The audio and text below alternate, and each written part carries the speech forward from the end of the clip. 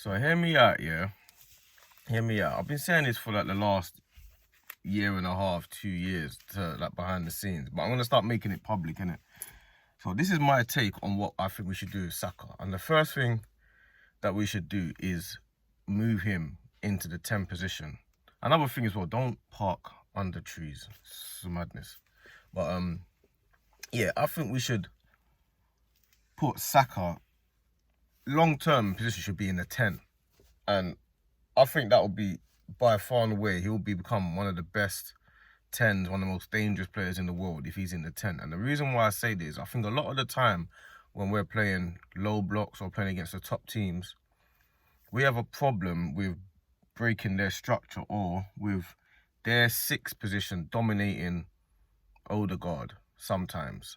So for last season anyway, their 6, so Rodri or Caicedo or those guys, they get the better of our attacking midfielders. So that battle there, I think, is the problem. And I think also when you do low blocks, what happens is Saka gets crowded out on the right-hand side, and we don't have anyone in the middle that can break their structure naturally. So when you had a player like Eden Hazard or a player like Messi or a player like those guys, when you play low blocks, they break the first line of defense or the second line of defense.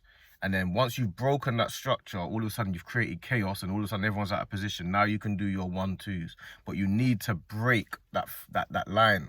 So Odegaard can only break lines with passing.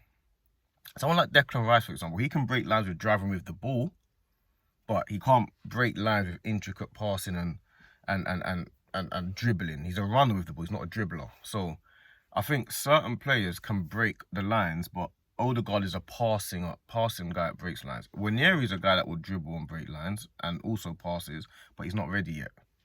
Saka now, I think, is mature enough. He understands the game enough. His decision-making is top drawer. And he can do both versions of breaking the lines with passing because he's a clever passer. He can kind of do the Odegaard role. Maybe not as 1-2 tappy, but he can definitely do it to a high level.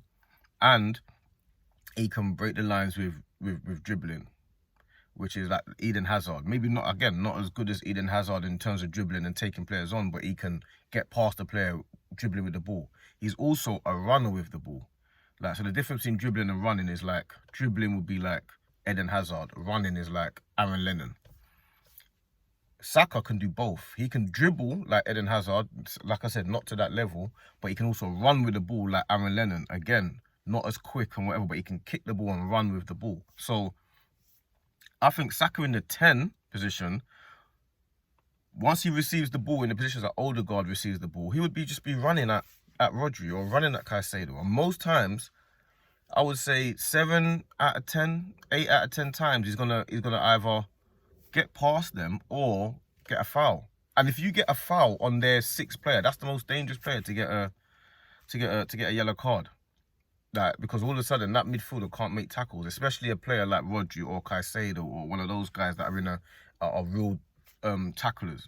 If they get yellow cards early, that's a big problem. And I think we're missing a trick here. I think we should have been planning this for a while. I think we should have been planning Saka to be in the 10 for a while.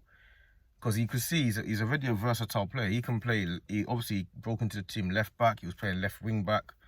Then we started moving him to the right side, right attacking position.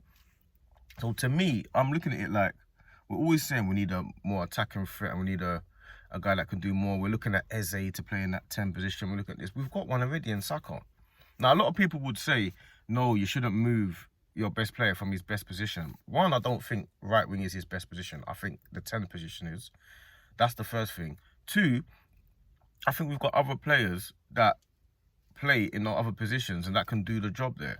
So, for example, if Madueke is playing a certain game, or if Waneri is playing, like, I feel like in the long term, we've got to start figuring out where to play these players. And I think this would be the best position for Saka to be in that 10 position, to then nurture him to play there. So when he is, say, 26 in 3 years' time, Waneri's what would be 20, Max Diamond would be, 18, 19. Max Diamond can play on the right, or Waneri can play on the right. in a 2 years time, because I feel like Saka would be far more dangerous. Him on the right hand side, he's a dangerous player, but he gets, unless we get players in on the left and in the centre that are just as dangerous as Saka, he's always going to get double teamed and crowded out, and we're not going to see the best of him. In the 10 position, we can see the best of him because he's going to get the ball in positions that are dangerous and be running directly at the centre backs and the 6th position. That's what I think Saka needs to do. I think he needs to be in the 10. I've been saying this for a couple of years. A lot of people be like, nah, man, Saka in the 10 doesn't make sense. To me, it makes perfect sense. I can't see anything else where else he needs to be. On the right, yeah, he can play there, but he's not quite as direct as Salah. He's not quite a goal scorer as much as Salah is.